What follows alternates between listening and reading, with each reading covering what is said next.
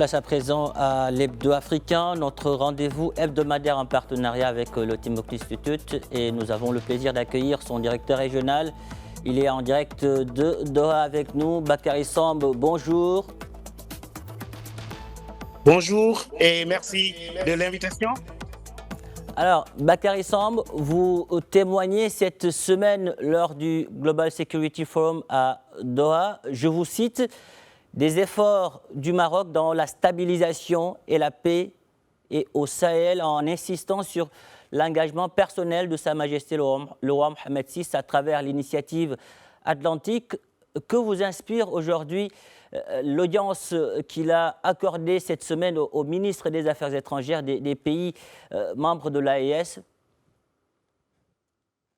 Oui, cette audience accordée par Sa Majesté le roi Mohamed VI, que Dieu l'assiste, au ministre des Affaires étrangères des pays de l'AES, s'inscrit dans la suite de ses efforts. Il faut dire que Sa Majesté n'a pas attendu aujourd'hui pour faire cela. C'était dès le lancement de l'initiative atlantique qui avait comme principal objectif de désenclaver les pays sahéliens et de connecter le corridor atlantique autour d'intérêts économiques communs. Et je crois que ça a été quelque chose de significatif en ce moment où les pays de l'AES sont dans un moment assez difficile sur le plan de la lutte contre le terrorisme, sur le plan diplomatique, où d'autres partenaires leur ont tourné le dos. Et je pense que c'était quelque chose de très important de la part de Sa Majesté de recevoir ces ministres des Affaires étrangères, prendre en compte leurs préoccupations, toujours dans cette logique du Maroc de co-construire des solutions pour toutes les questions liées à la paix et à la sécurité au Sahel. Vous venez de parler des difficultés auxquelles font face les pays de l'AES. Selon vous, le Maroc pourrait-il dénouer cette crise ou en tout cas soutenir le processus de stabilisation de ces pays? Oui, vous savez, le Maroc dispose de deux types de légitimité. D'abord, une légitimité sur le plan diplomatique au regard de ses excellentes relations avec tous les pays africains. Le Maroc est aujourd'hui l'un des rares pays du continent à pouvoir parler presque à tous les autres.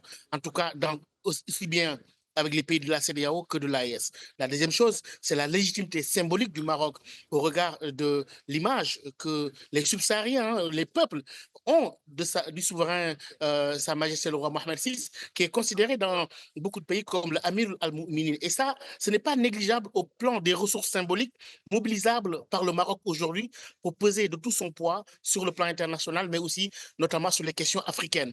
Et je pense que bénéficiant de ce levier diplomatique fort d'un pays influent, bridge power sur le continent, mais aussi de la légitimité personnelle de Sa Majesté le roi Mohamed VI, qui a dénoué beaucoup de crises de manière publique ou non publique d'ailleurs sur le continent, je crois que le Maroc peut jouer sa partition dans la stabilisation et le retour de la paix au Sahel. Bakary Samb, vous envisagez toujours l'initiative du Timbuktu Institute pour une célébration panafricaine du 50e anniversaire de la Marche verte, en soutenant que c'est pour appuyer cette initiative atlantique.